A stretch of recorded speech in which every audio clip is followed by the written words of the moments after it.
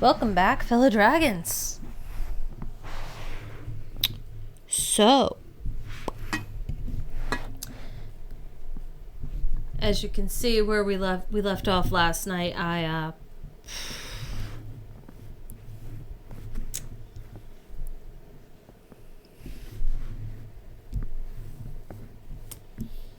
had made a second save just in case I needed to retain the previous save and go back and re-record the entire episode. As you can see, I've saved over the previous recording now, because I didn't need it anymore, because it wasn't a loss, which means our spare save is now gone. Let's watch fucking Shark Boy have a breakdown. Let's watch Shark Boy have a fucking breakdown.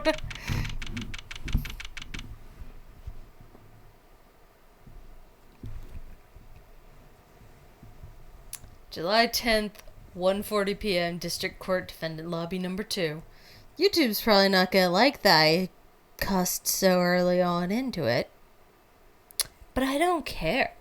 Plus, if this ends up shorter than I expect, it's just getting tacked on to the previous episode anyway. I don't think it will be. I remember specific parts of this being annoying. But I think I've already pre-found those points, because I've remembered. I have so many trauma with videotapes in this game. In this series. Apollo, I can't believe it. It really happened during the second act? And right in the middle of Lemur's performance? The reason why she was in that air vent, and that switch and the flaming guitar, when you link it all together, that's what you end up with.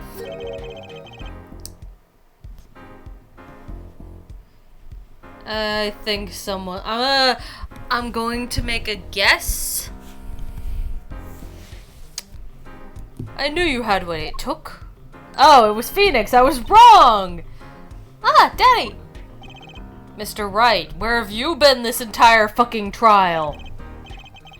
You believed in me? Not really. Huh? I just thought that'd make a cooler entrance than say, hiya? Why do I even bother hoping? Phoenix, quit trying to play cool. You've gone through so many cringe phases of your own throughout the series. Both in and outside of flashbacks. Most of them out. Although your cringe phases usually lasted only a few minutes.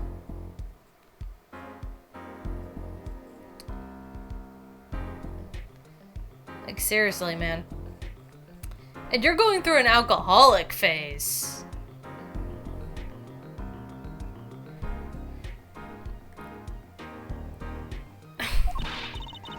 Where have you been lately, Daddy? You haven't been coming to the office at all. Ah, sorry about that, Trucy. I'm on a secret mission. Secret? You mean like you're undercover?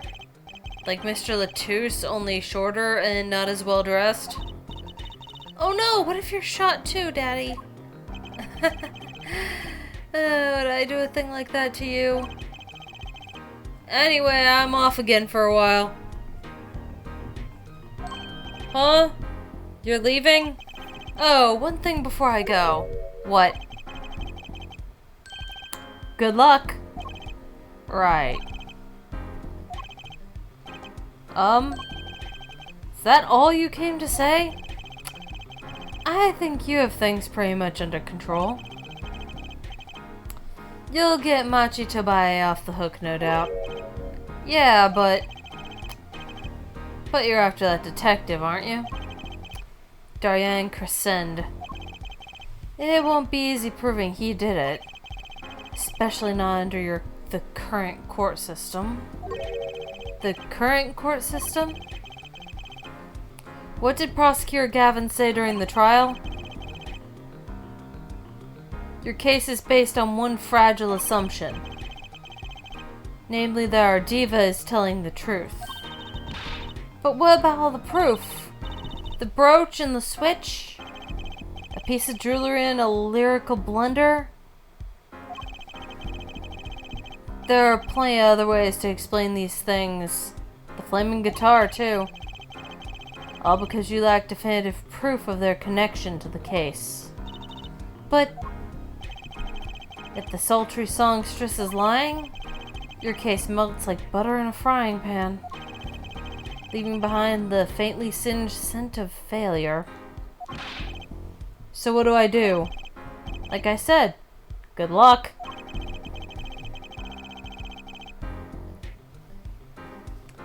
And be aware that while it will be impossible to prove his guilt by conventional means, oh,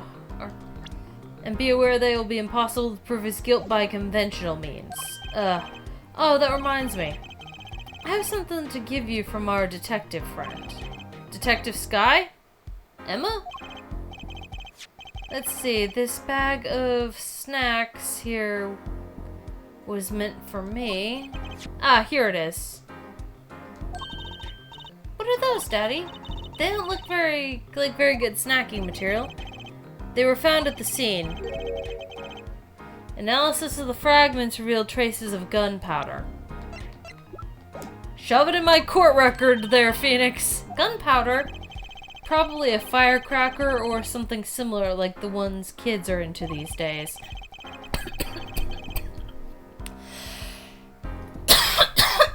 These fragments were found under the sofa at the scene of the crime, actually.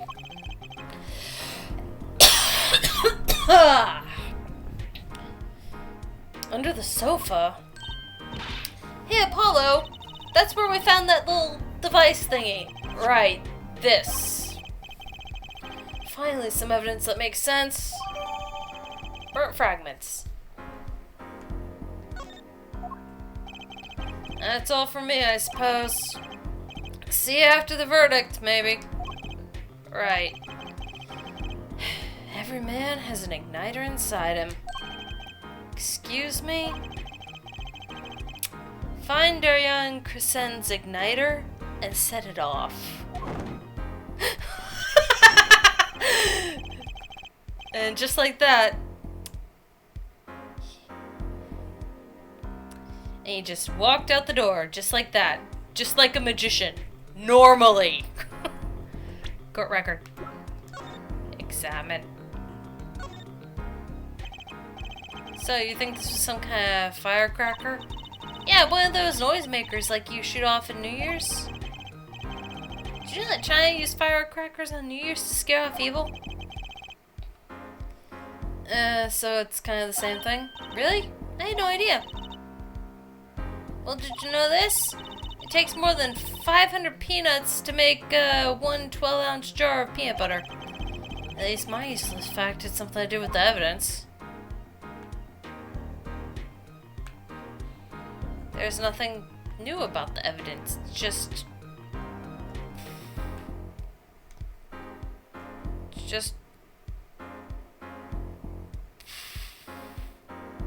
poppy things. Whatever.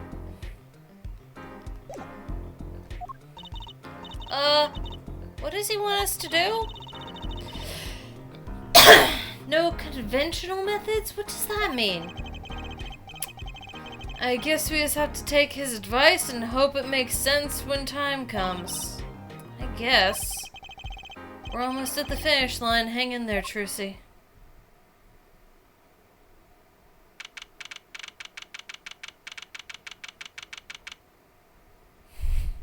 Why is my water down there on the floor out of reach? I need that. Back in the courtroom.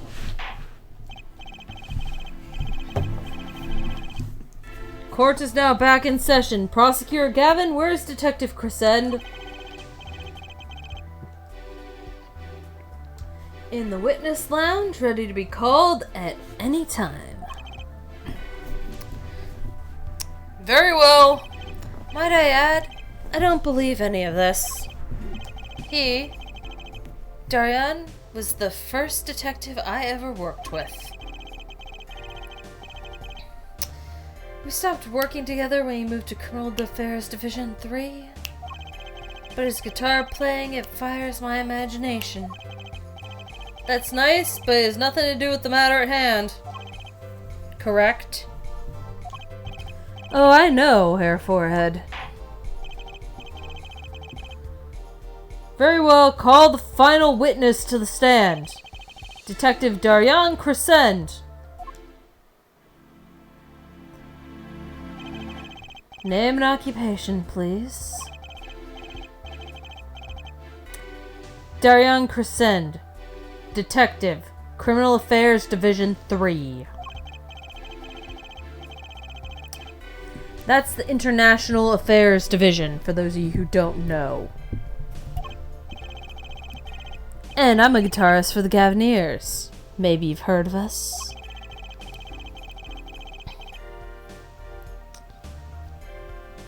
Do you fully understand the circumstances under which you stand before us today? Yeah, I understand, Your Honor. What I don't understand is how you let this happen, partner. You gave me your word I wouldn't be standing here. The situation's changed, Darian. And don't call me partner. Pfft! So much for old friends.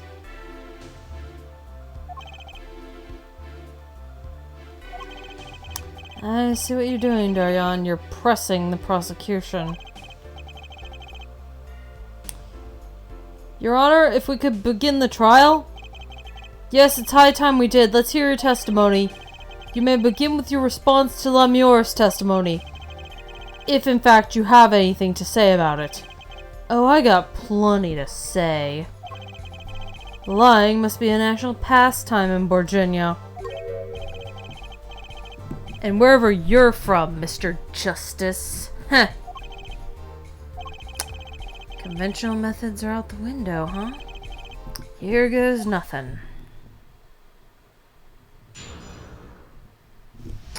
I'm guessing that probably means I can't press.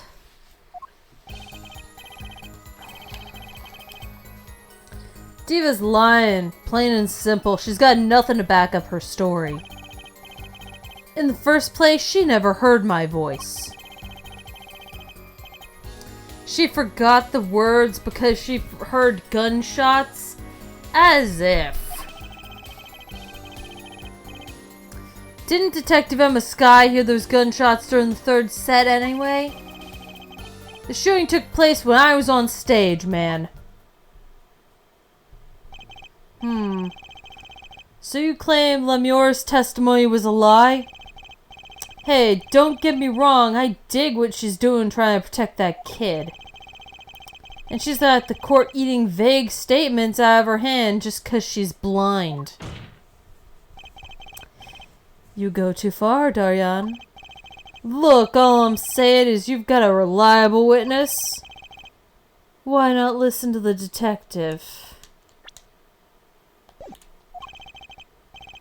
Detective Skye? I see. Mr. Justice, you may begin the cross-examination. He ain't wasting any time finding our weak spot. I can't do this with Lemure's testimony alone. I'll have to find some other way to prove when the shooting took place. Okay, so Phoenix just gave us the thing.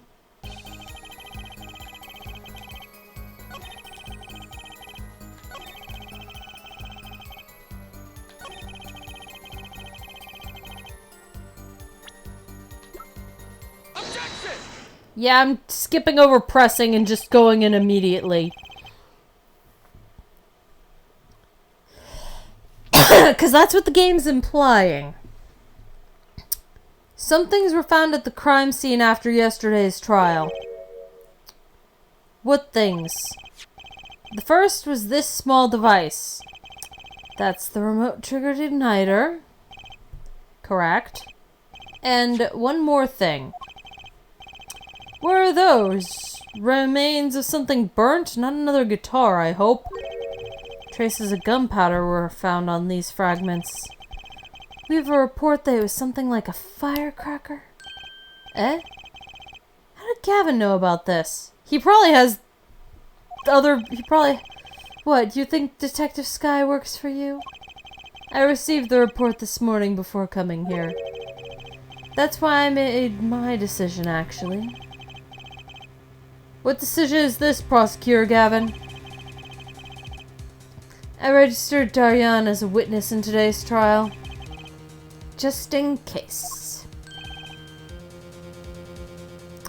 The fuck? This raises another possibility. Those gunshot-like sounds during the third set could have been 2 firecrackers rigged to go off by remote control. You got an active imagination, don't you? But you shouldn't say every little thing you think. Your explanation there seems a bit too convenient to me. How so?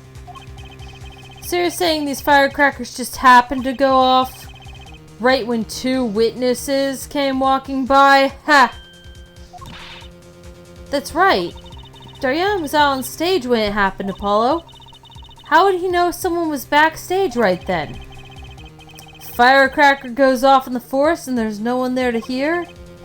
You get my drift? Why go through the trouble, man? How do I explain this? We have the evidence. You may not look it, but Daryan is a gifted detective.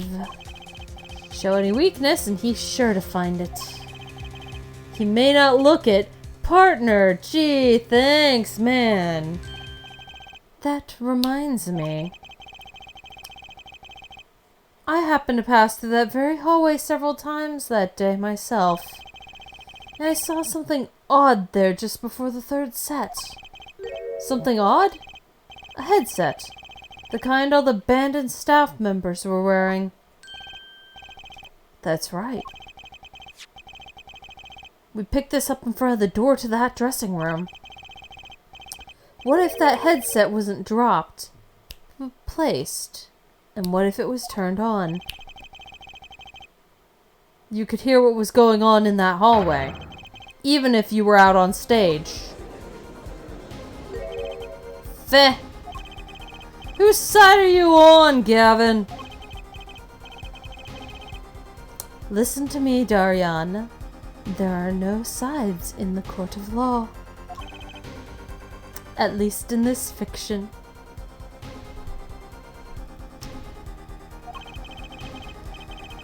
Which is why I now turn to you, Hair Forehead. I have a question for you. Huh? For me? The igniter and the burnt fragments that were found at the scene of the crime. It's certainly a possibility that they were part of a ruse to fake the sound of gunshots. Throw the headset from the hallway into the mix and you could fabricate an alibi. But we're still no closer to proving anything. Those gunshots might have been real or fake. We can't say. Ugh. You've raised the possibility that the shots heard during the third set were faked. Now you need to prove the other half of the case. The other half. Look, I'll just tell him. He wants you to prove that things went down in the second act, while our little piano player was on stage. That right, Gavin? Indeed, if you can't prove that, then to continue this cross-examination would be pointless. Well, Mr. Justice, can you prove the crime took place during the second set? Yeah, I think. You better know, Apollo, otherwise we're through. It can be proven. You make it sound like someone else is going to come along and do it for you. Let's continue with the cross-examination then, shall we? Witness your testimony, if you would. This isn't going to be easy. I need some decisive proof and fast. Heh! You ready, kid? 'Cause I am.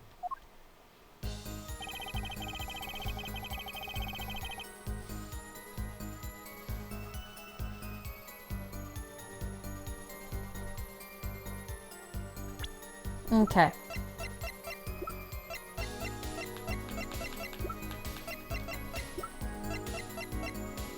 Oh wait, I think they combined things.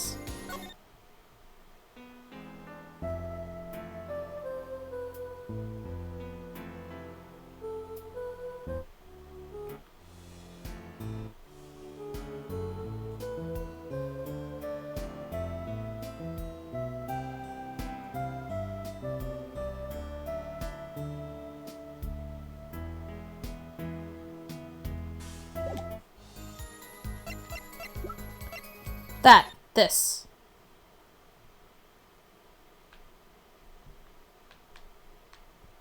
Oh, it's already set to Guitar Serenade. Good.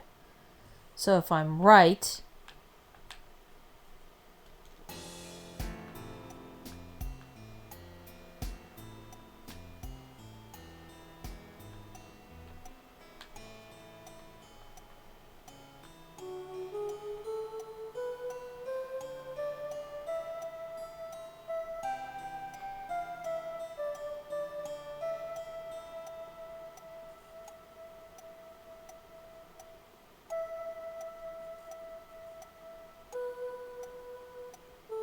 Hmm.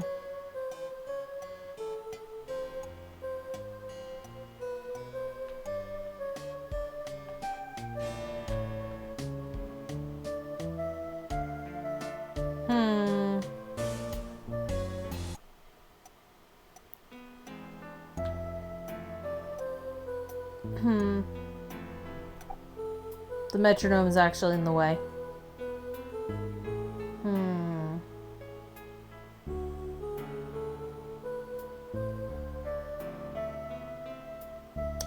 Because I'm pretty sure there was something with this.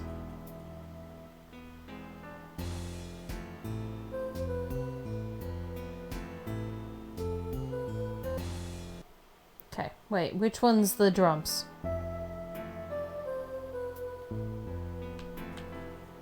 Drums off.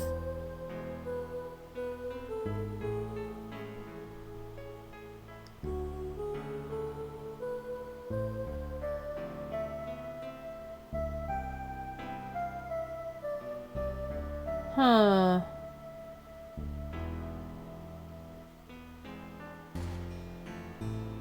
Wait a minute.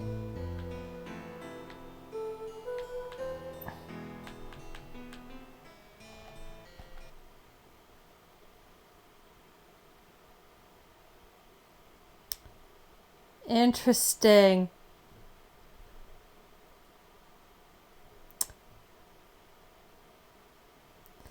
So they put Lemure on 1, because she's in the singer spot now and right now instead of Clavier.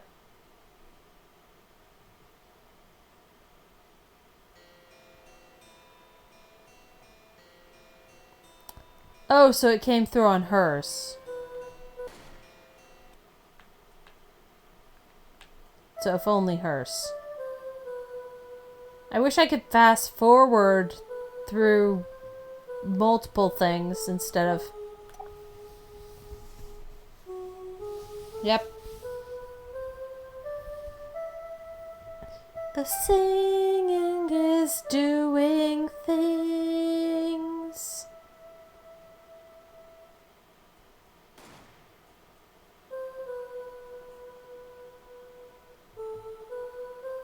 That was the first shot. Okay, so I don't think there was a second shot. But yeah, the shot situation.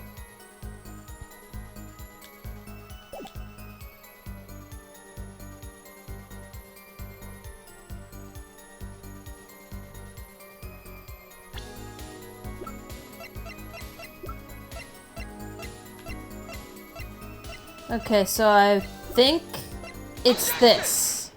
It's the soundboard. seems there was clear proof left behind. Right here in Lemur's song. Her song?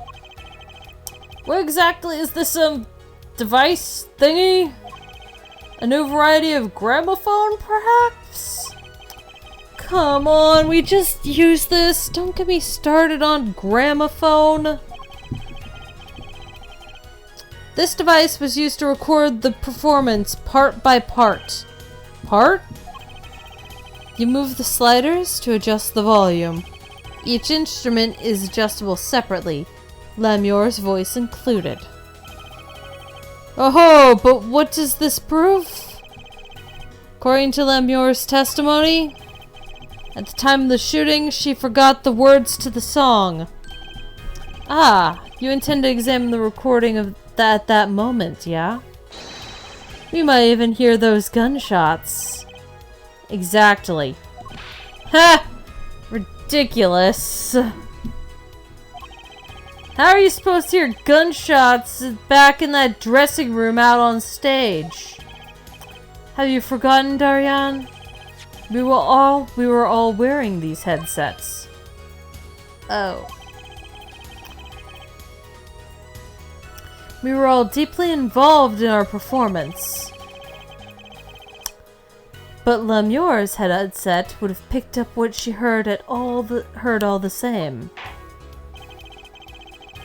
Then let's get to analyzing that recording. Right now. Lemur stopped singing when she heard the shots fired. Find that spot and I'll find the gunshot.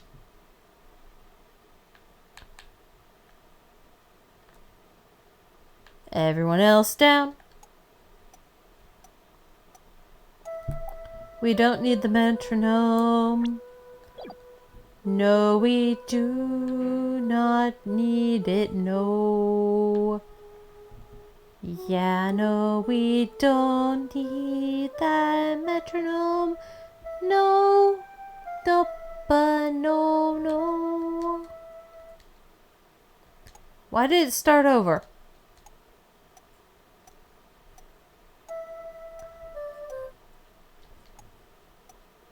But why is pause?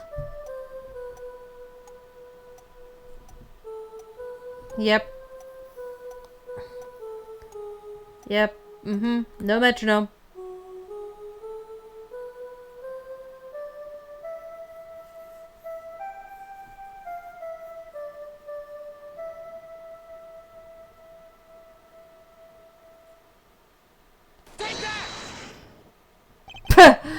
Your Honor, listen closely to this part. The track with Lemur's vocals.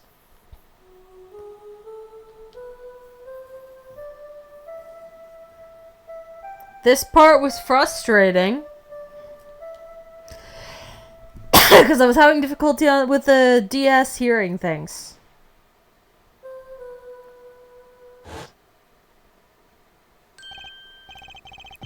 I did hear something faintly there, yes. Why, it sounded like a gunshot. What? This has to be some kind of mistake. I believe a case has been made. Gunshots were heard during the second set. Which means Lemur's testimony was true. Gah!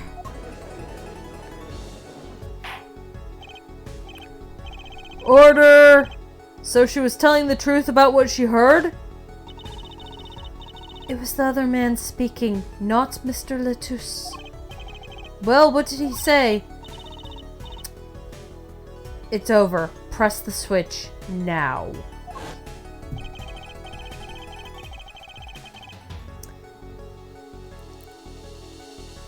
Just after that, there was a gunshot, and then the guitar caught on fire. Detective Crescend, you weren't on stage during the second set. You could have done it.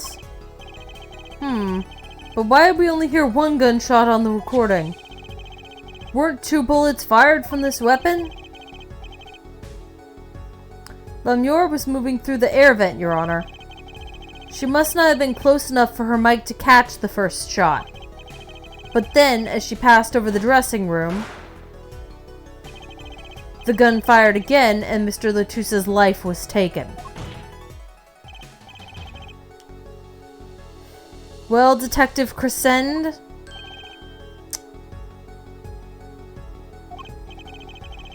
once again I am reminded of something. Our performance that day. Your performance. Seeing that mixing board jogged my memory.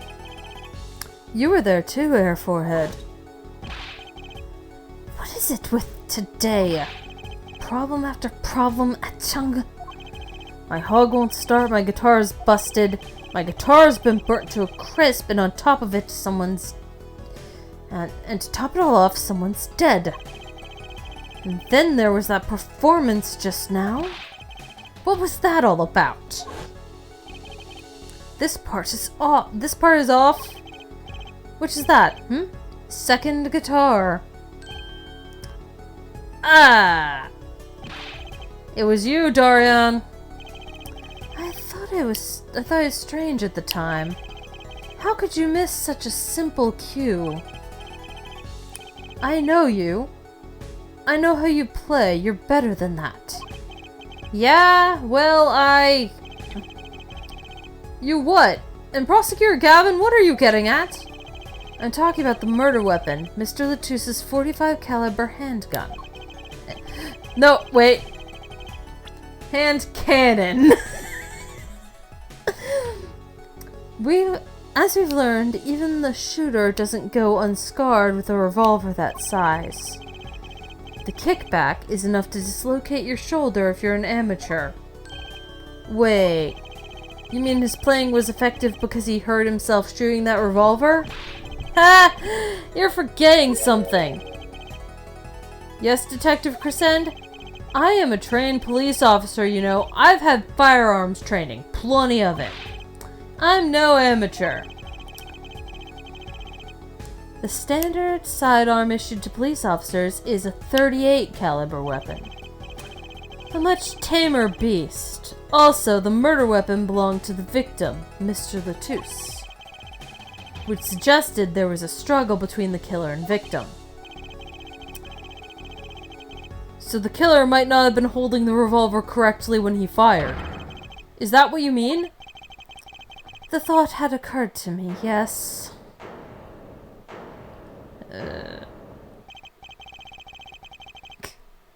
Well, does the witness have anything to say to this? Detective Crescend.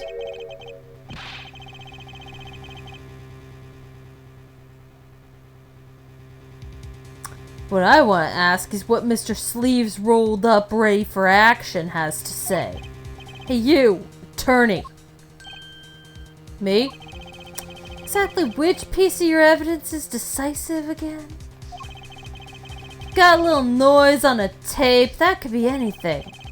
And you have alleged guitar cue missed due to a .45 caliber kitback. I weep for this case. Gavin, I really do. You can line up your little weak pieces of evidence all you want. I didn't shoot that manager. And that's the obvious truth. Then why does your pompadour keep going flaccid?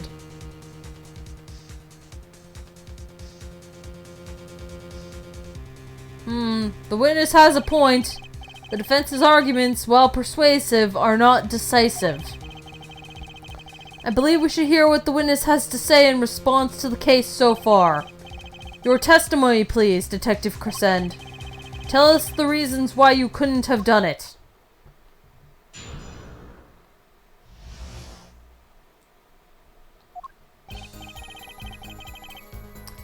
Come on, why would I even want to kill that manager? You want a reason? Easy. I got no motive, man. This was that diva's first trip to this country, right? How could I possibly know her manager? If I didn't know him, why would I want to kill him? A simple reason indeed. Prosecutor Gavin, is it the case that Mr. Latousse had no had not been to our country before? According to our records, yes, not even once. I see, very well. Mr. Justice, you may begin the cross-examination. Great, now I need to find a motive. I'm gonna need to press everything, aren't I? Come on, why would I even want to kill that manager? Okay, we're going... I'm gonna see what Trucy got to say about this shit first. So he's using this motive question as ammunition, huh? Well, I've got ammunition too. Evidence. What? Okay, what?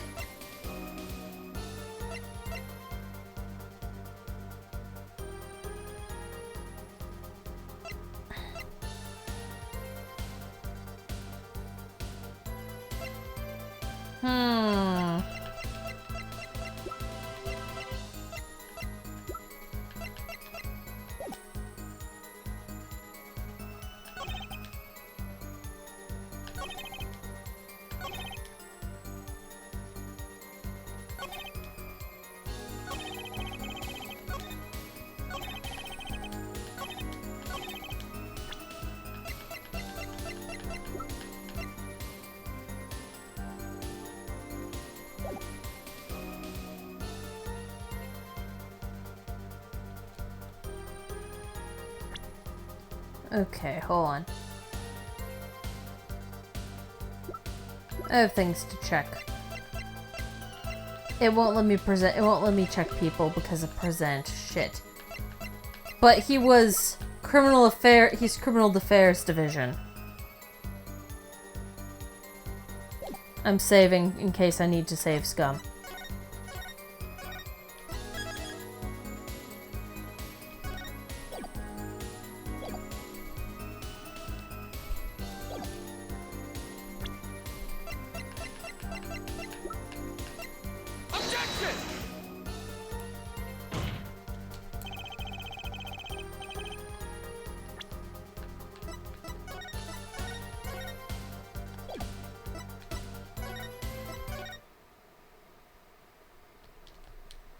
Glad I saved.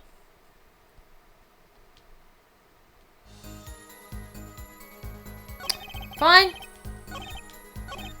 Pressing everything, hoping I don't get penalties. Her manager, sure, but Mr. Latouche was... Oh, right, sorry, an Interpol agent, wasn't he?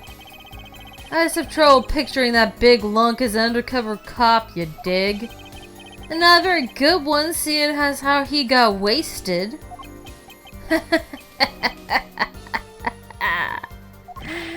That's cold, dog. Not that it matters either way. See, I had no reason to kill the man, whatever he was.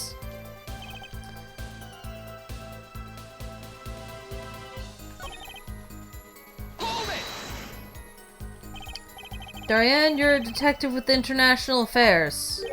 Yeah, what of it? Even if this was Mr. Latouche's first trip to the country, you still could have met him prior to the concert. Huh? Or don't you take any international trips in international affairs? That's right, well, Detective Crescend? That's your game, is it? I guess I better confess then. Confess? Yeah, it's a bit of embarrassment, but I've never been sent overseas. What? But you're the international... See? Me and Plains, we got a difference of opinion. We don't like each other much. My condolences, Hair Forehead, but he's telling the truth. He's never set foot outside the country, I can guarantee it.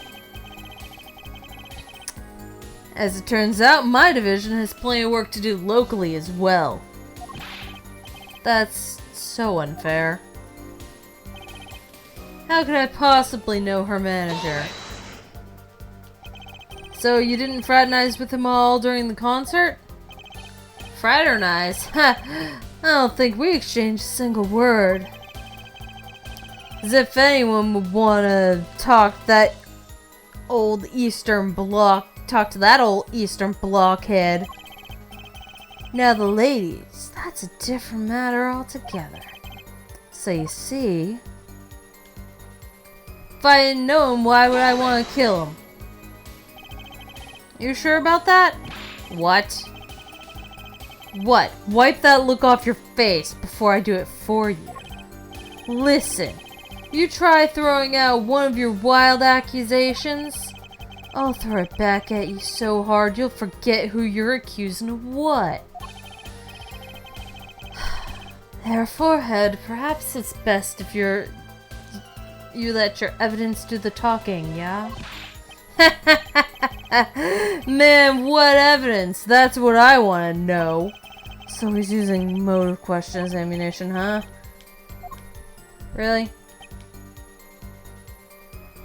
Fine. Objection! Well, okay, well.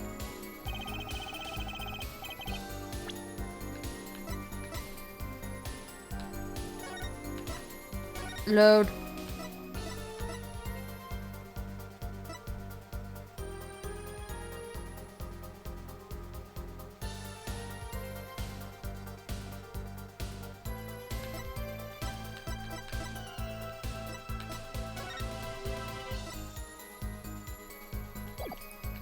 Yeah, I don't think it matters either way.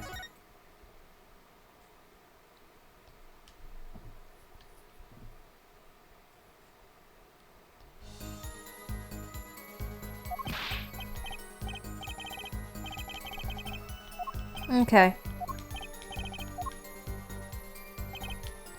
Okay.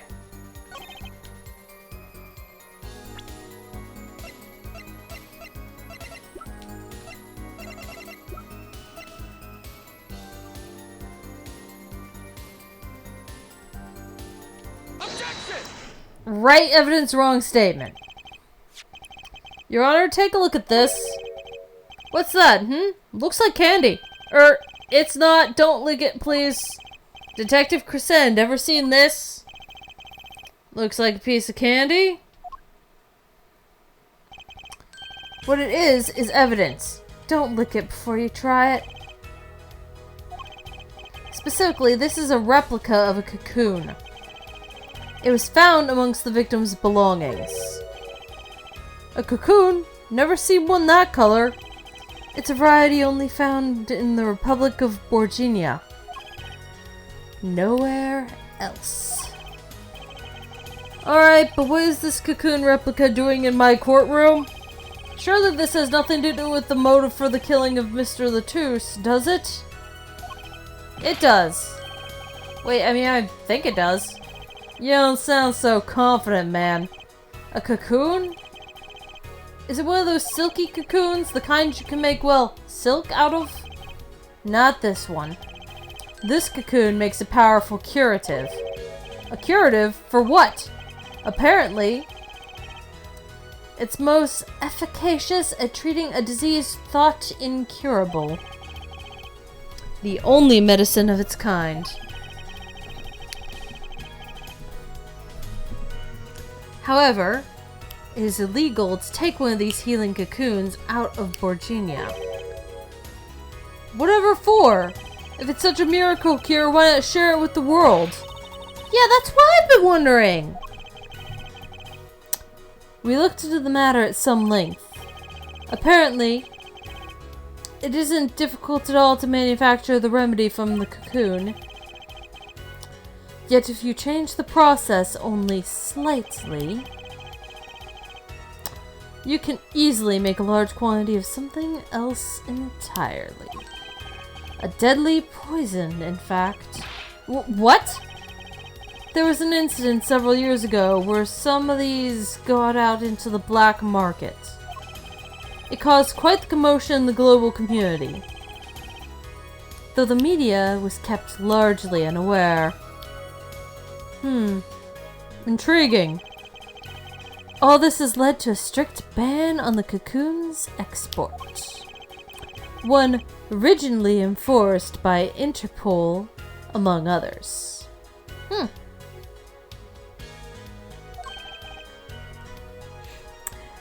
Give me a moment, fellow dragons. That specific notification requires me to, Oh wait, no, it might be his... No, his mom wouldn't be watching anime. Give me a moment. There we go. There we go. Person has been teased. Alright. Interpol. Right. The victim, Romain Latouche, was an Interpol agent. Detective Crescent, you insist on referring to him as a manager. But that is misleading. Romain Latouche wasn't killed as a manager.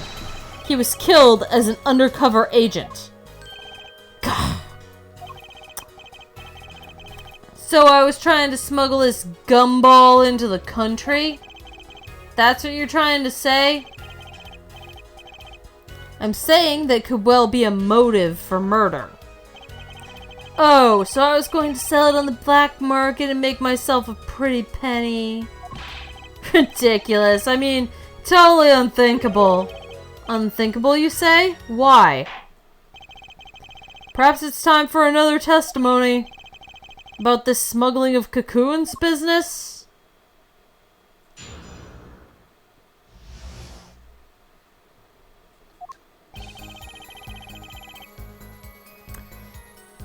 International Affairs got a memo about these cocoons.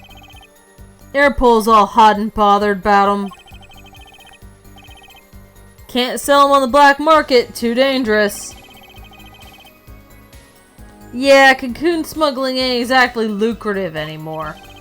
Man, I'm international affairs. I know the deal. Indeed.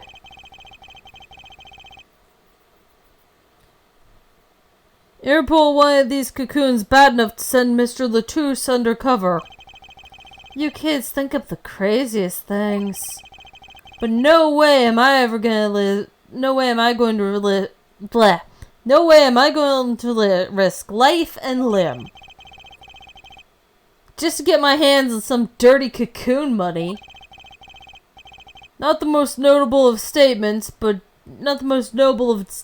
duly noted. According to the reports, these cocoons top Interpol's list. Selling them to an underground organization would be risky. Very well, you may begin the cross-examination. This is the only motive I've got. He was up to something, I'm going to find out what. So, just testing something real quick.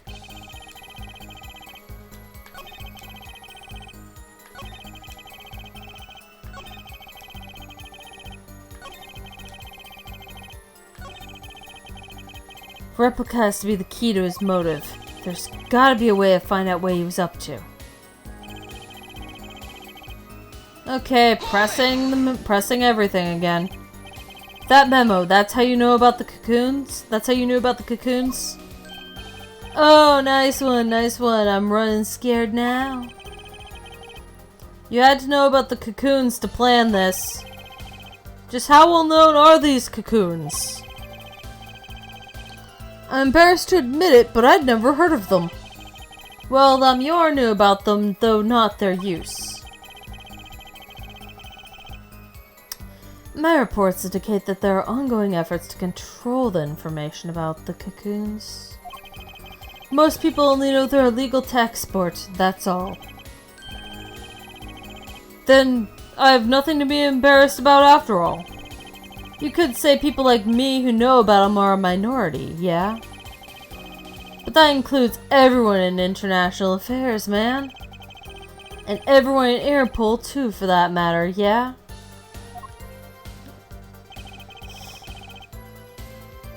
Clavier, I'm getting your stupid vocal affection. Shut up, man. Interpol's all hot and bothered by him. So, there are other Interpol agents like Mr. Latouche? All over the world, likely deep undercover, most of them. That's why these cocoons are too hot for the black market. You don't want Interpol sniffing through your wares. Most came to the conclusion that Can't sell them on the black market. Too dangerous. Dangerous? Yeah, Interpol finds you, they arrest you on the spot. Or another marketeer might think you're part of a sting and take you out himself. Times have changed. Yeah, cocoon smuggling ain't exactly lucrative anymore. But wouldn't scarcity drive up prices? Yeah, and attention. Every gangster and his brother want a piece of that action.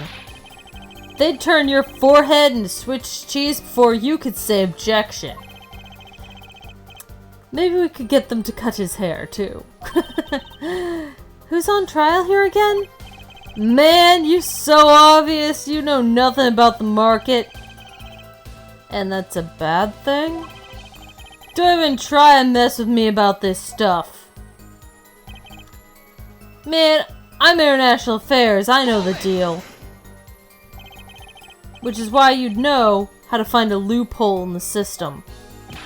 Hey. You can say what you want about me, but back off International Affairs. There ain't no loopholes, okay? What do you think we are? Boy Scouts? That wasn't... I was trying to... Down, Daryan. It's as you say. There are no loopholes, at least in the case of these cocoons. International Affairs, Interpol... Virginian Customs are all watching. See, we know what we're doing. Not like some yipping little doggies that lap up every word that diva says. Why, I oughta what? You want some of this? Chill, both of you. Let's do this cool, yeah? Screw cool, I want this guy's head on a stick. Replica has to be Kia's motive.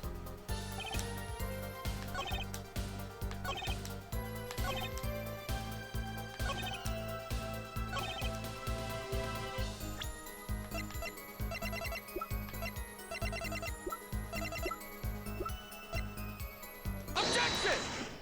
Who said they had to be lucrative?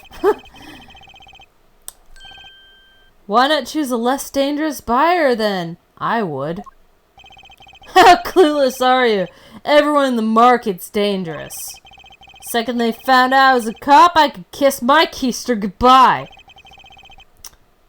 Why sell to a black market buyer? How about someone like this? That article, that's about the Chief Justice's... A deadly poison can be extracted from the cocoon. But so can a cure. And not a cure for just any disease. A cure for... We picked the worst name for this thing.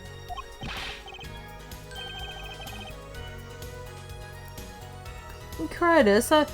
Cure inflammation? I've heard of that somewhere. You went to visit a victim of the disease just this morning? Ah! Well, that's the disease the Chief Justice's son has! You aren't saying... my body is being stupid.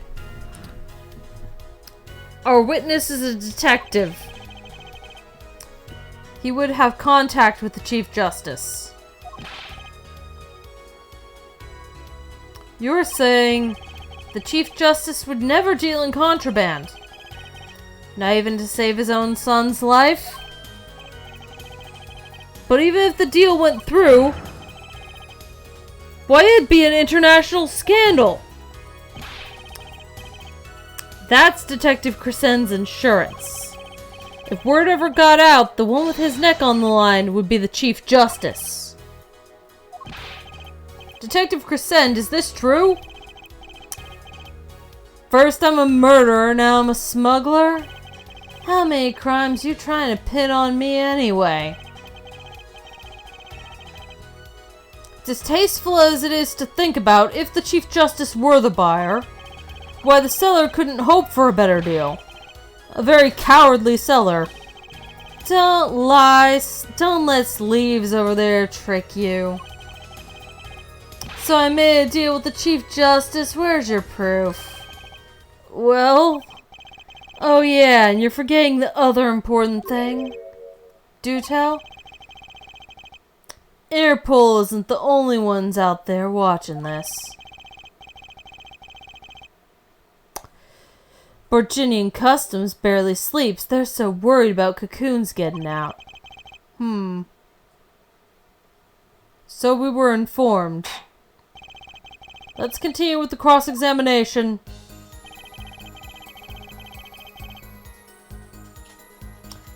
Virginian Customs is very thorough. Everything and everyone gets checked. Cocoon possession will get you arrested on the spot and then sentenced to death. Hey man, if there's a way to get cocoons out of there, I'd sure like to know.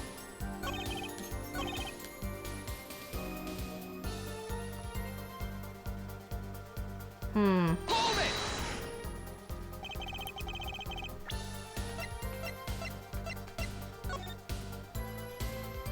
Just looking. Okay, nope, nothing there.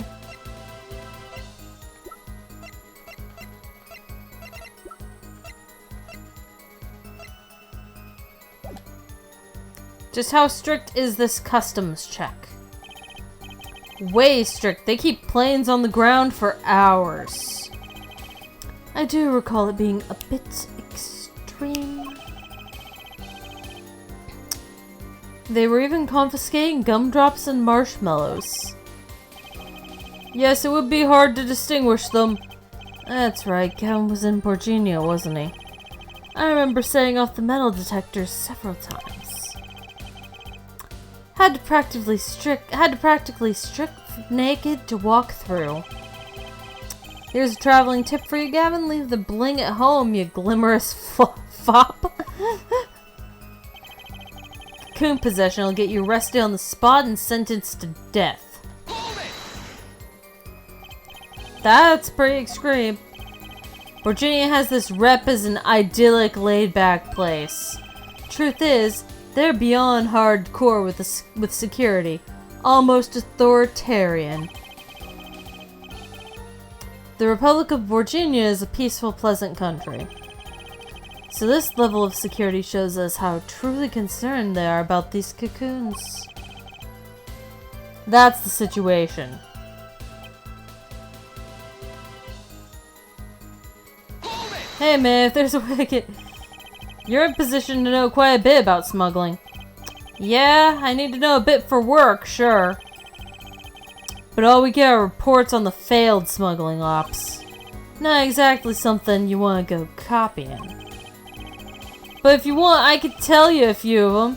Maybe you'll succeed and get rich. I would be interested in hearing, purely from a legal perspective, of course. I weep for our judicial system. This replica has to be the key to the motive. Yep,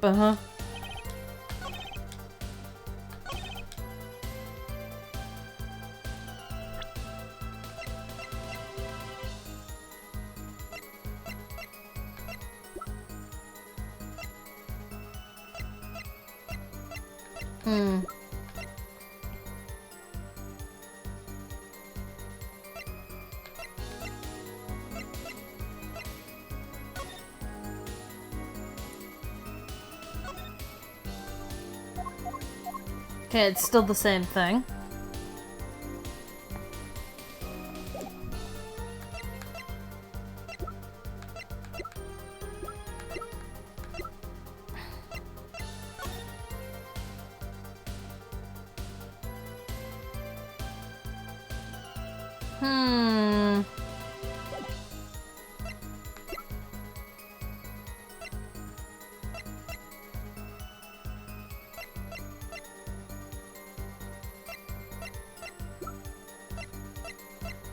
I feel like I'm missing evidence.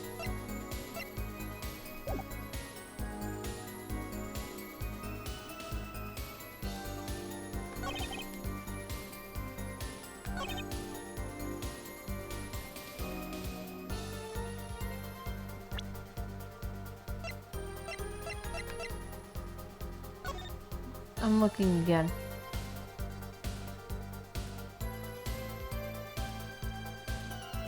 I mean, it looks like there's a little button, maybe.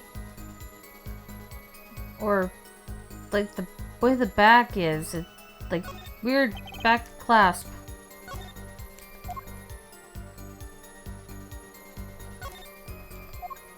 Okay, there's gotta be something we have.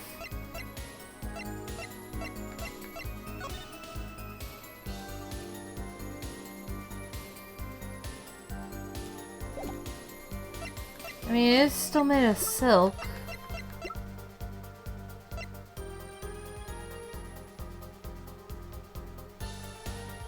Checking things. I don't. Nope. Everything else blurred, so it's not important.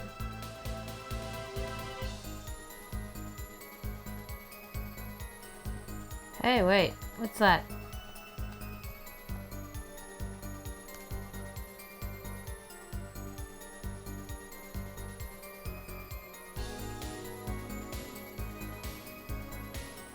Wait.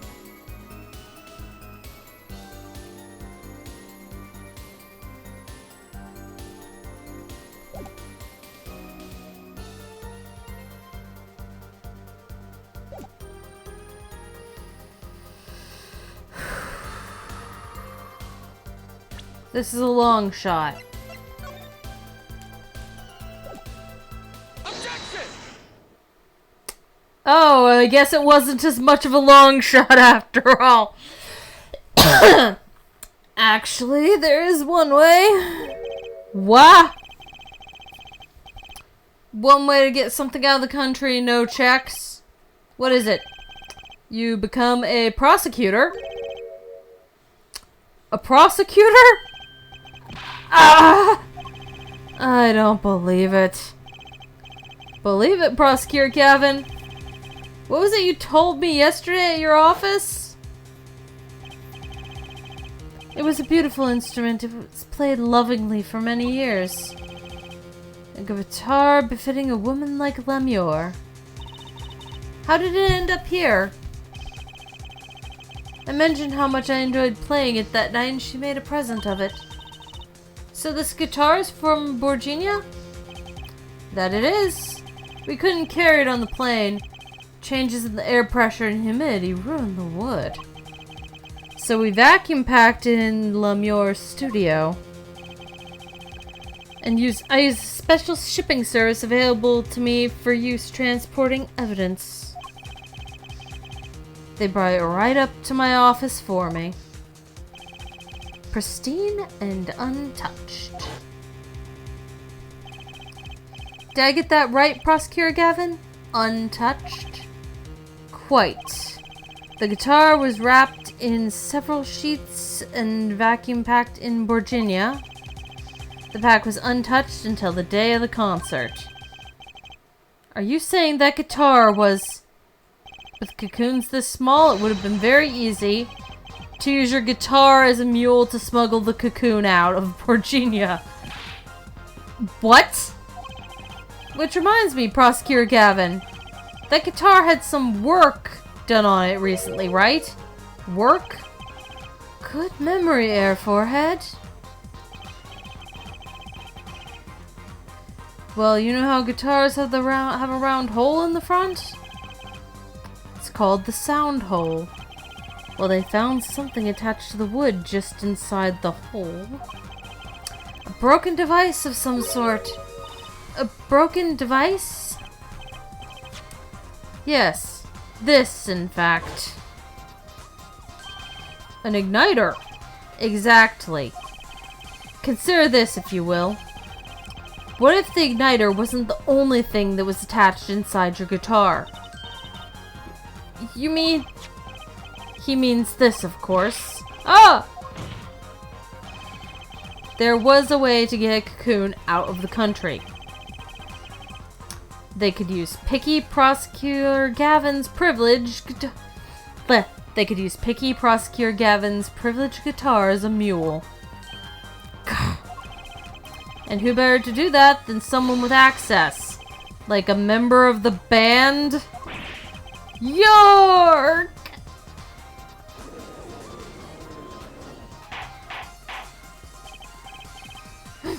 Why York?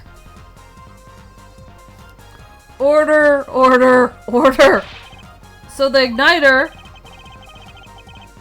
was placed in there for a clear reason, it seems. It was a safety precaution. A precaution? Ah, hair forehead. At last it all comes together. Every strange thing that happened that day. Care to review? Maestro, the gentle sounds of Lemur's performance again. First, my keys were stolen, a harmless misdemeanor, which forced me to break the lock on my guitar case. The key was stolen to retrieve the cocoon from the guitar. I see. But things didn't go so well. The smuggler wasn't counting on the guitar being wrapped. Only a member of the band could get near that case. Unwrapping the guitar would raise too many suspicions. Then the concert began. Right about this time. A very large problem presented itself to the smuggler. What's that? Mr. Latouche. Ah. Mr. Latouche, an undercover agent, was on to something. He would have known about the guitar. You'd only have to check the shipping records. So, Mr. Latouche tried to examine the guitar himself. If the cocoon were confiscated, the jig would be up.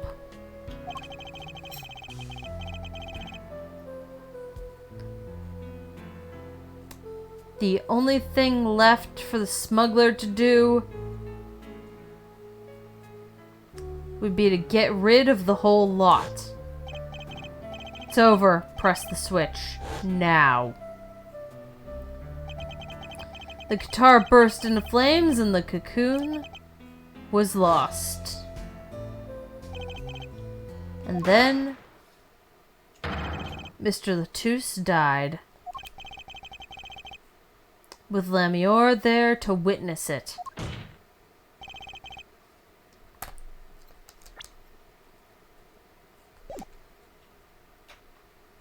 Bouncing back and forth between Apollo and Clavier is kind of problematic. There's your case.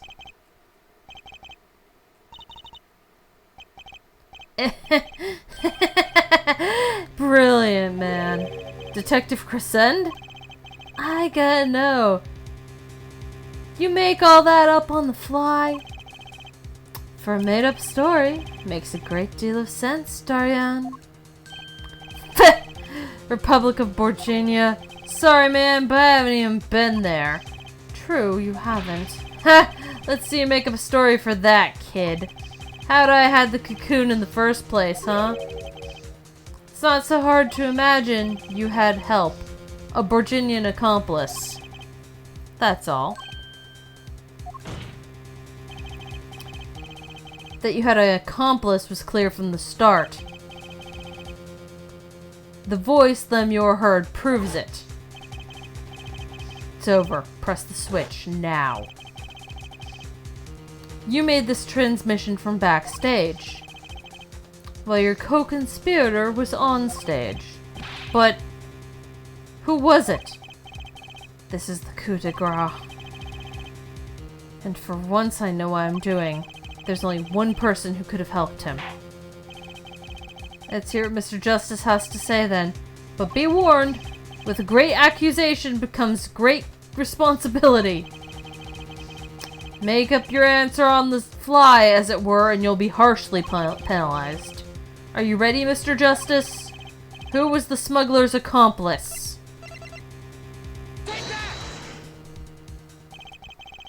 There's only one person who meets all the There's only one person who meets all the requirements of the accomplice. That person is the defendant, Machi Tobae. But Mr. Justice, he's your client. Defense attorney accusing his client, that's a new one. I assure you, no one is more unhappy about this than I. But I am here to defend him in the murder of Mr. Latouche. And I stand by my statement earlier that he's innocent of that particular crime. Indeed, the defendant is Borginian. He does meet the basic requirements to be the accomplice. But what if it was in fact Lemure? It couldn't have been. Well, you seem sure of yourself. The reason is electronic signals, Your Honor. Electronic signals. Recall that this remote only works to a range of 30 feet. Beyond that, it's useless. Yes, that's true. Now, think back to the testimony. When the shooter made his transmission, Lemure was in the air vent, right above the dressing room where the shooter stood.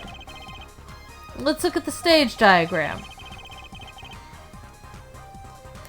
This is the area that the remote could reach the air vent.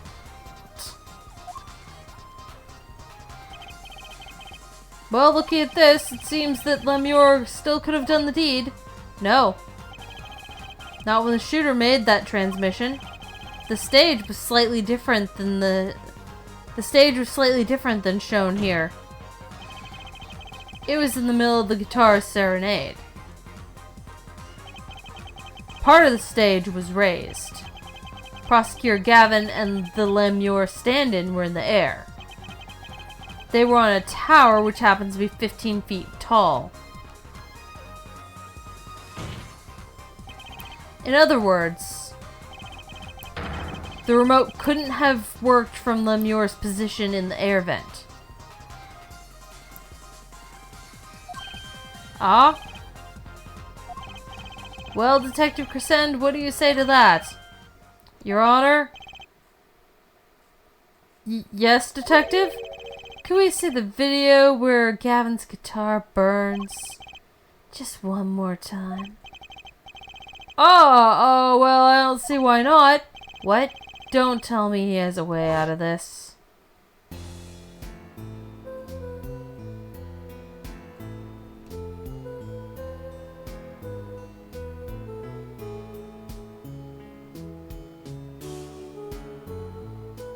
Ah.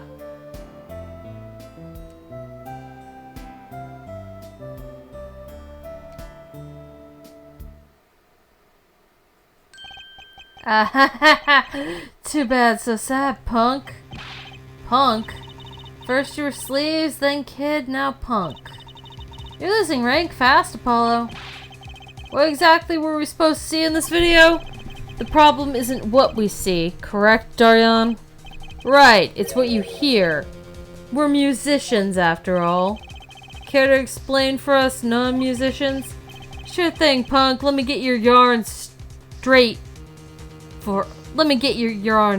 first. You're saying I ordered the wee pianist to set off that igniter.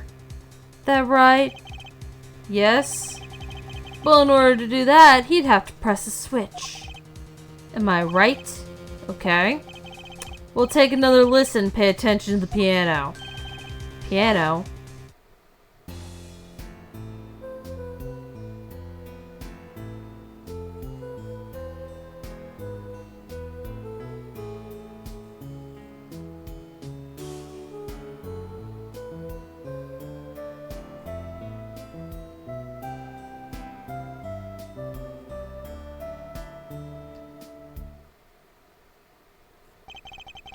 What seems to be the problem there? The piano sounded just fine. And that's the problem, man. You still don't get it.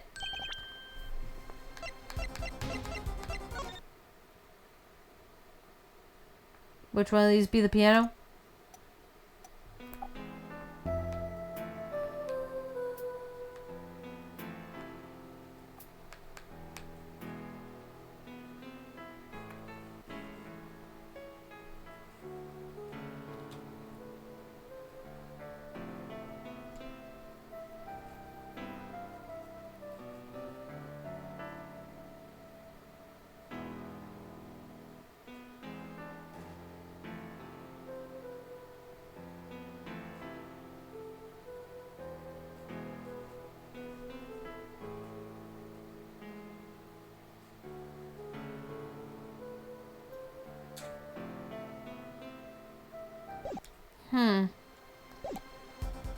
Ah.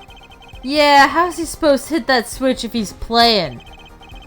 You got Miss Diva, the guitar, the bass, the piano, and the drums. The only one with her hands free was the Diva. Lamure? But according to you, she couldn't have been the accomplice, could she? Ugh! Your accomplice would have had a hard time helping out if they couldn't even press a switch. Ugh! I think this is the annoying part.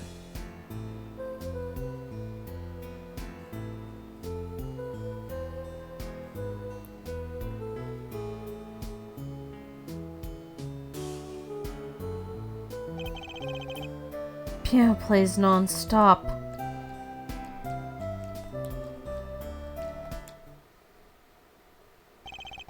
He couldn't have pressed that switch. Well, Mr. Justice, the piano does seem to be playing when the guitar catches fire. Well, it's okay, we all make mistakes sometimes. Apollo, were you wrong? I can't be wrong. Everything makes perfect sense. How could it all just... Strange. What's strange? No, it's just... Something's odd about the performance there. Odd? Mr. Justice? If Machi Tobai didn't press that switch, then he could not be the accomplice you claim he is. But everything points to it. Every fact says he's the accomplice. You got the facts wrong, man. Here's some facts for you. Gavin's guitar is on fire, but the pianist didn't press the switch. In other words, your story's full of holes.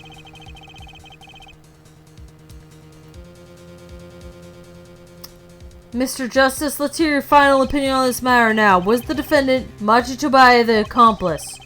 Your answer will reflect on everything you've said here. Give it some thought. Apollo, if Machi's not the accomplice, then our whole case is ruined. I know that. It has to be him. He was the only one who could have helped the smuggler. He had to have pressed the switch. Well, you better find a way to prove it.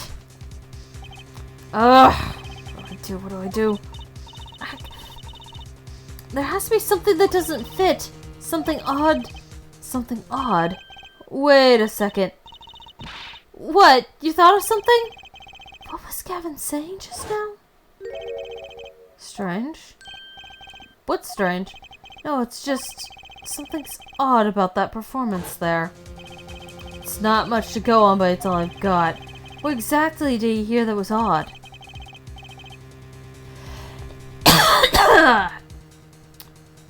Have you come up with something, Mr. Justice? May I remind you that everything rests on this. Can you prove Machi Tobai pressed that switch? Let's hear your final answer. Can you prove that Machi Tobai pressed that switch? I can prove it. I don't know if you call this proof per se, but I can prove it was possible. Then, as prosecutor, it falls to me to ask you, show us supporting evidence supporting this. There, forehead, you're sure about this? Ha! Accept it, there's no evidence, man. Let's see your evidence, Mr. Justice. On what do you base your claim that the defendant pressed the switch?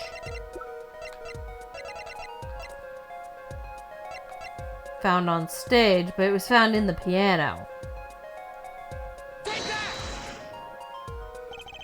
The basis for my claim is this evidence, Your Honor. I'm not sure I follow. I can't bluff your way out of this one. Nor can you prove anyone pressed the switch with that evidence. Maybe I picked the wrong evidence. For a bluff, there's an equal and opposite penalty. Ugh. Wait here, that was odd. It's the only hint I have to go on here. Okay, well. Fine.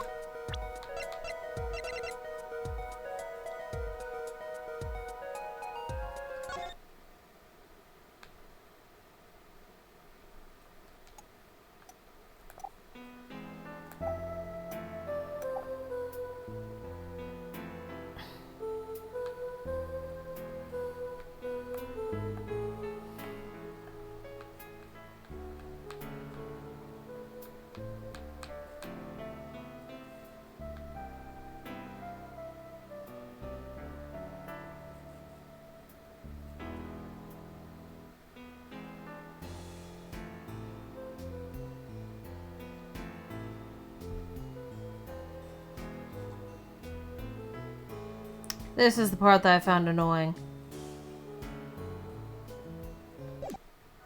But it's this, isn't it? The basis for my claim is music, Your Honor. Music? What about music? Listen to the piano part around the time when the switch was to be pressed. Right before the guitar burst into flames. Okay.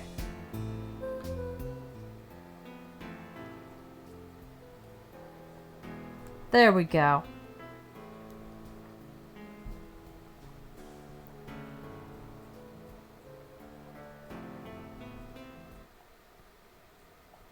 I hear a piano being played, but doesn't it sound kind of simple? Simple? Ah, I think I know what he's suggesting. You think Machi could have played that part with one hand? One hand? He only needed one hand to press that switch. He could play the piano with the other. Ha! What? You're some kind of piano savant? Actually no. Then what do you know? You can't play a part like that with one hand. Ugh. Maybe I don't know what I'm talking about here. Wait, I know. Wait, I know. Hey, Trucy. Yeah? You got something? Mr. Wright, your father, he's a pianist. Could he? Oh, Daddy? He couldn't play a part like that even if he had 3 hands. So sorry, so sad for you. No, not really. Huh? That was just the easy way to prove it. There's always the hard way. Man, how are you going to prove whether he's played it one-handed or 2? You can't. I admit it'll be rather difficult to prove, but it's highly likely he was playing with one hand. How do you know that? The clue is what Prosecutor Gavin described as sounding odd. What sounded odd? I'll bet we could tell by listening to a certain part of the song. No. No way.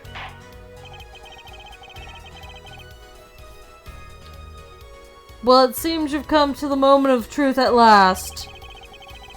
Let's hear what Mr. Justice has to say for himself.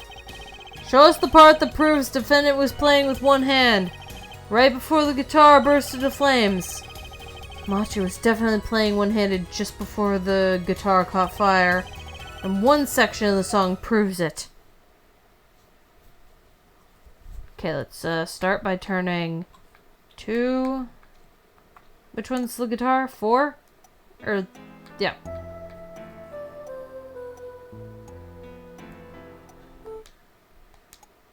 Damn it.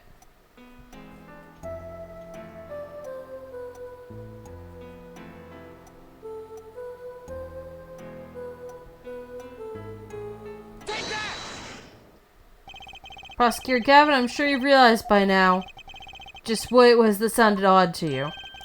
As I'm sure you've realized it yourself, Herr Forehead. Realized what? I'll demonstrate. Let's listen to the part in question again, shall we? Pay particular to but a fleeting melody. To the but a fleeting melody phrase.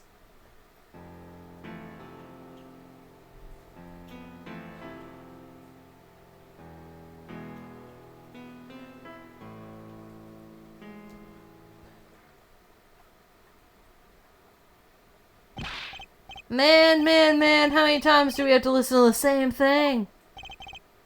You're right, enough of that. God. Let's listen to another section, shall we? Another section? The guitar burst into flame at the end of the second verse. Let's listen to the same spot in the first verse. Pay attention to "Oh, that night in your embrace."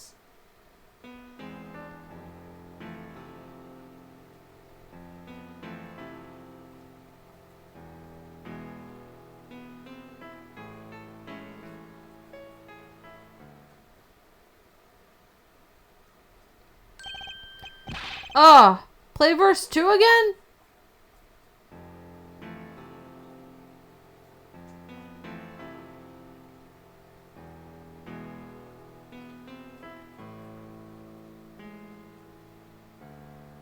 There, did you hear that?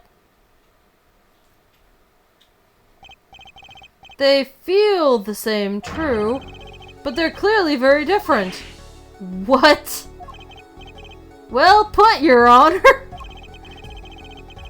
The phrase in verse 2 is quite simple. But the same phrase in verse 1 has high and low notes. You'd have to use 2 hands to play that for sure. What's that prove? I would think you'd know that by now. This is why I hate dealing with amateurs, man. So, 2 verses in different arrangements happens all the time. Not this time, Darian.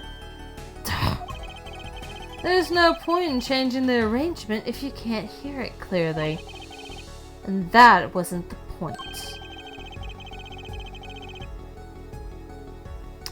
I had him play specifically so that piano would stay in the background. Oh. That was what I noticed. Why should the same phrase sound slightly different? I asked myself. Now ask yourself why Machi changed how he played. There's only one answer. He needed a free hand in order to press the switch. Ugh!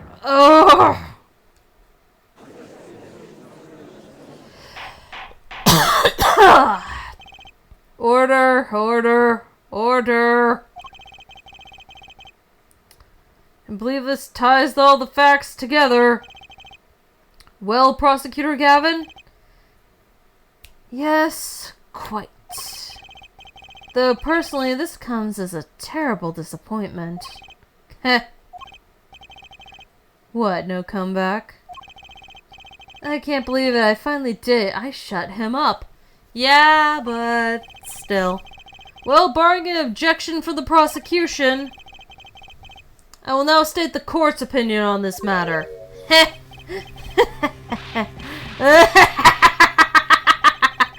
Good show, Sleeves. No, great show. It's not over. I don't like it when he looks so happy. You tell him, Gavin. Tell him what's so disappointing. Personally, I'm terribly disappointed in you, Hair Forehead. Huh? Me? Yes, don't get me wrong, your case is solid. Facts all check out, but even now, you have yet to show a single piece of decisive evidence. Yeah, but the facts, anyone can see it was him. Unfortunately, anyone does not include the law. I'm afraid your case doesn't cut it. But 1,000 facts might point toward the same conclusion, but without decisive evidence, it is not proof. That is the rule under our current legal system. I don't believe it. Does not seem as though the defense has any more evidence to present. Oh, I think if he did, we have already seen it a long ways back. It's unfortunate, but at present this court is unable to acknowledge your accusation. What?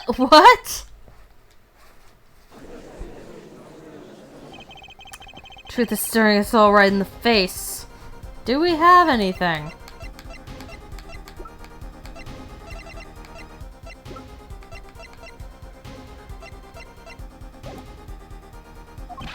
Why can't they see it? What's the point of a legal system that protects criminals? Apollo, remember what Daddy said. It won't be easy proving he did it, especially not under the current court system. So what do? Like I said, good luck. And be aware that it'll be impossible to prove his guilt by conventional methods. Ugh. Every man has an igniter inside him. Find Darian Crescen's igniter and set it off. I wonder what he meant by every man's igniter. I think he just meant a weak spot, no? The kind of thing that the single spark could turn into a wildfire of emotion. I won't be able to press him further by conventional means. Gotta find a weak spot in this guy, something fatal. So, can I get back to work now, or what? It may look like I got a lot of time on my hands, but I got no more time to play pretend with this dead-weight attorney. Well, Mr. Justice, we've come this far without decisive evidence. This witness won't be coming back to the stand once we let him go. Every man has an igniter. Huh? Didn't you say the better the guitar, the brighter it burns, Prosecutor Gavin? Ah, yes, good guitars are kept dry, is why. That provides the best sound. Even a small spark could cause irreparable damage. Your plan has an igniter in it too, Detective. It was there from the very beginning. What? Fighting time, Justice. If you blow this one, I'll be out of your hands for good. Go for it, Apollo. What? And this igniter's supposed to come burn me up? That's almost poetic there, Mr. Attorney. All the better. I'm rather fond of poetry. And I intend to hear this one through to the very end. There, forehead. You are accusing this man, Darien Crescent, of 2 crimes. The murder of Mr. Latouche and the smuggling of a Borginian cocoon. This is your last chance to prove your case. This trial has already run on far too long. Mr. Justice, this will be my last warning.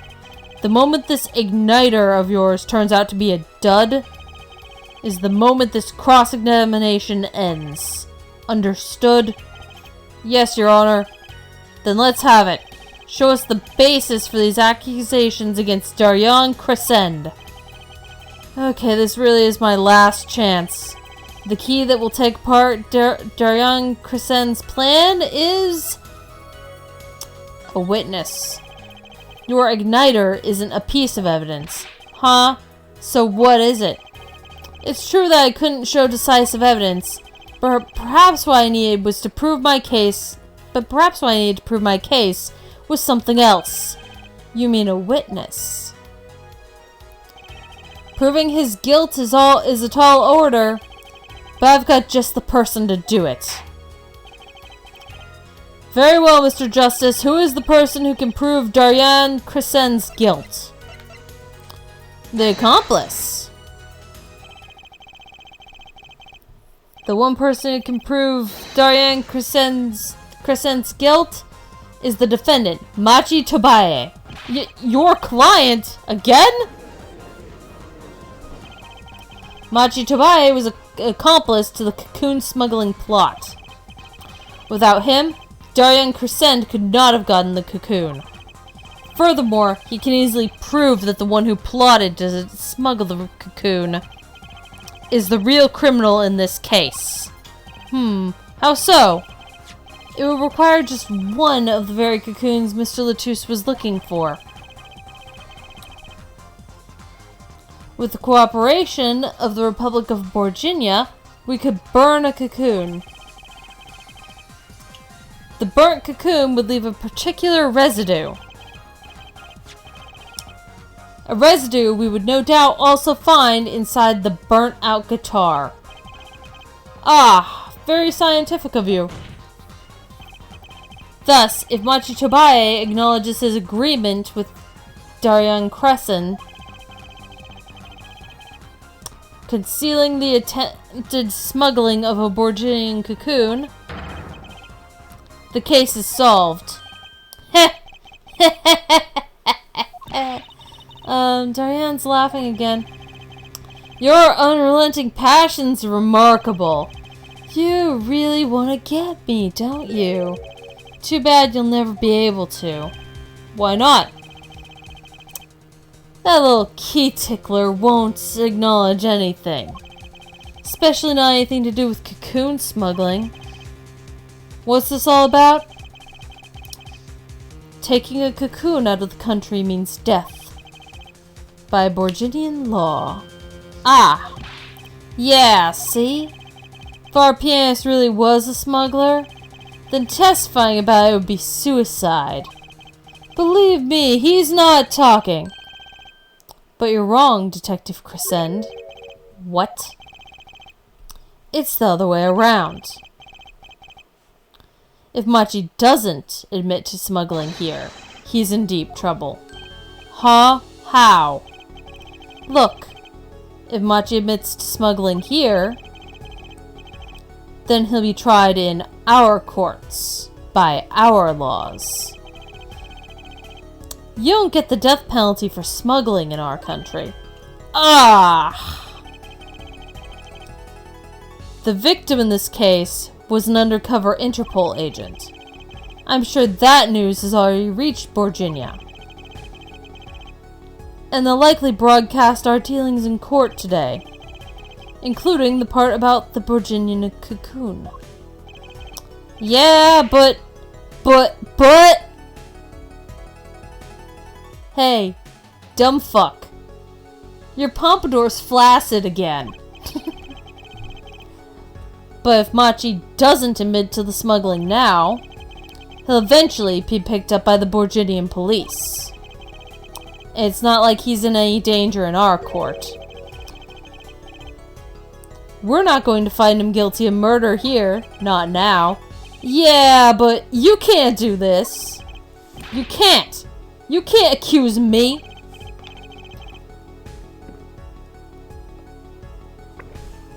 Maybe the law doesn't allow it. But who's going to think you're really innocent after hearing this trial? The same goes for Machi Tobae. Ugh! The cocoon smuggling, your entire plan. Machi Tobae knows everything. There's only one way out of it for him. And that's to acknowledge his own crime. The crime of cocoon smuggling.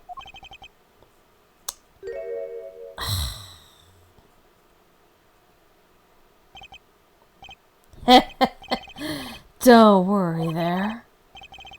I'll get you out of the country. I'll set you up someplace, a hidden mansion, real nice. You want a house made out of cookies? Or no, a house made out of pianos?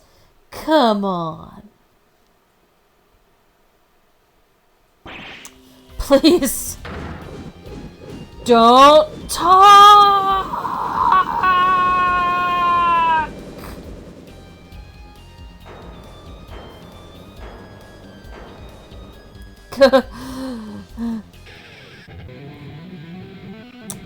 You look like a skunk, man.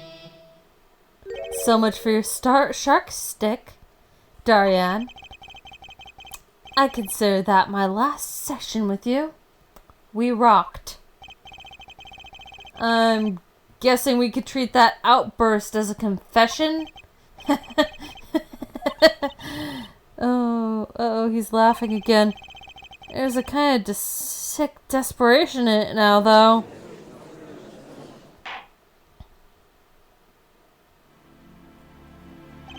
Well, have you been listening to today's trial?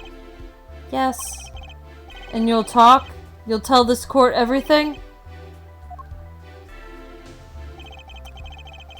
I didn't want it to turn out this way, but I'm not the kind of lawyer that can overlook a crime.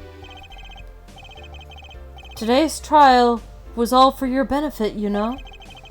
I see no reason why you should hesitate now. I knew... From beginning, I knew. Machi? Situation? I cannot explain, but... Money I needed.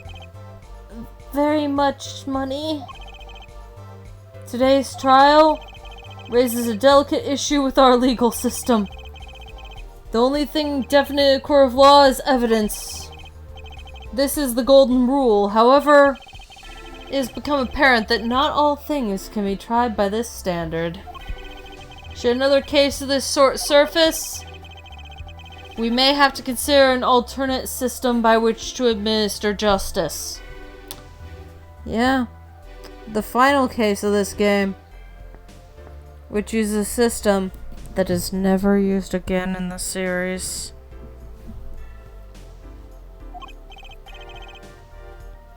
Anyway, Machi Tobae, yes? I promise you will receive a fair trial by the laws of our country. And with regards to the current charges for the murder of Mr. Latouche, this court is prepared to announce a verdict. I thank you. I only lie, but you see truth. You find truth. That's our job. Very well. This court finds the defendant, Machi Tobae, not guilty.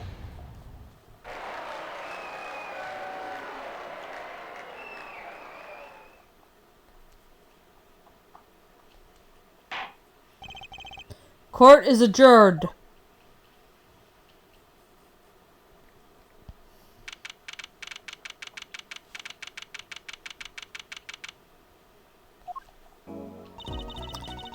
I wonder what will happen to Machi. Well, he did smuggle a cocoon out of Virginia. I guess there'll be another trial here. All's well that ends well. Daddy! I owe you both my thanks. Lamure?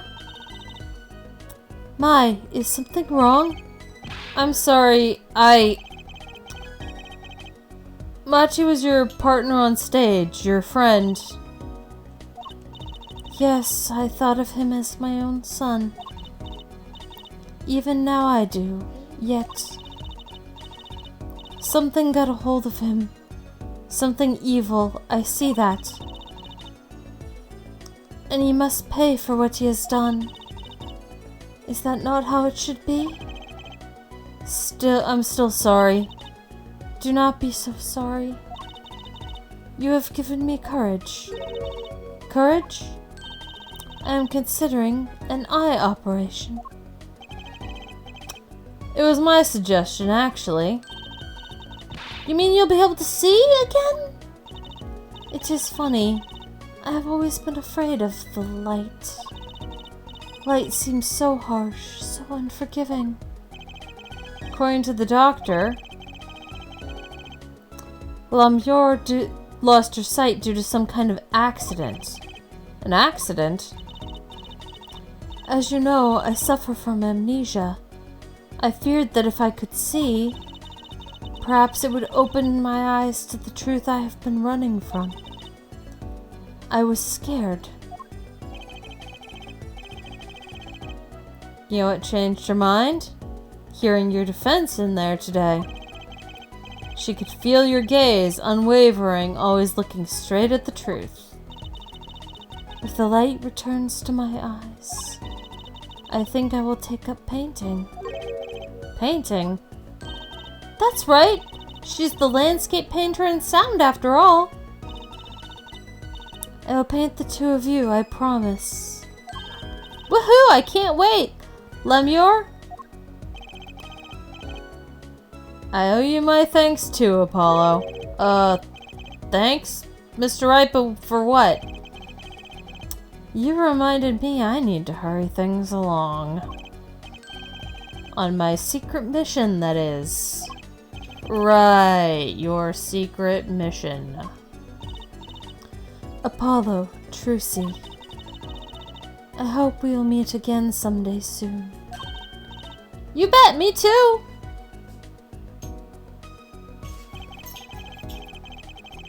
And so, like a ballad, the trial flowed on and on until it came to the end. Thanks to the trial, the guitar serenade was a huge hit. Prosecutor Gavin's even more dazzling to look at now, but there's something I want to say to that guy. Next time you write a ballad, have them catch the killer at the end.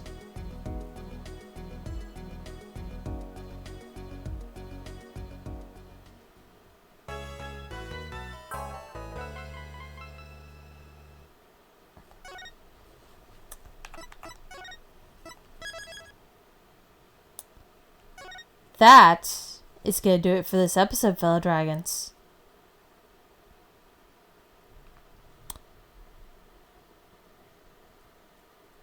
Probably going to take a break from recording this a little bit, because I've got that cough trying to stick around a bit. Problem, not good. And,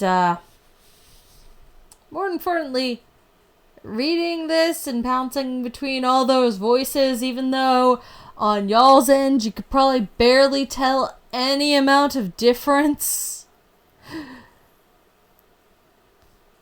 Especially when I'm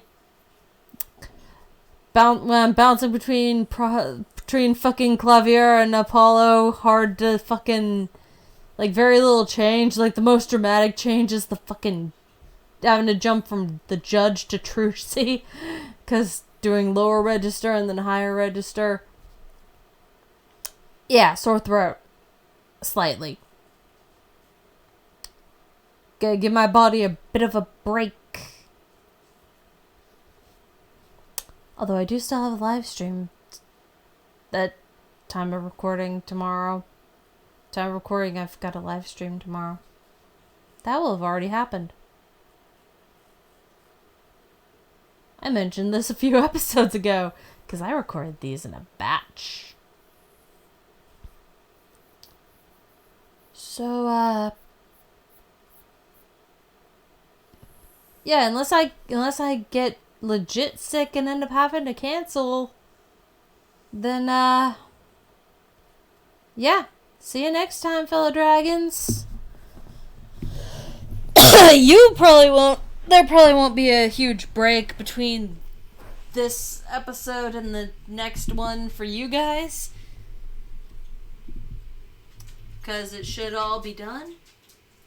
But for me, there's gonna be a break.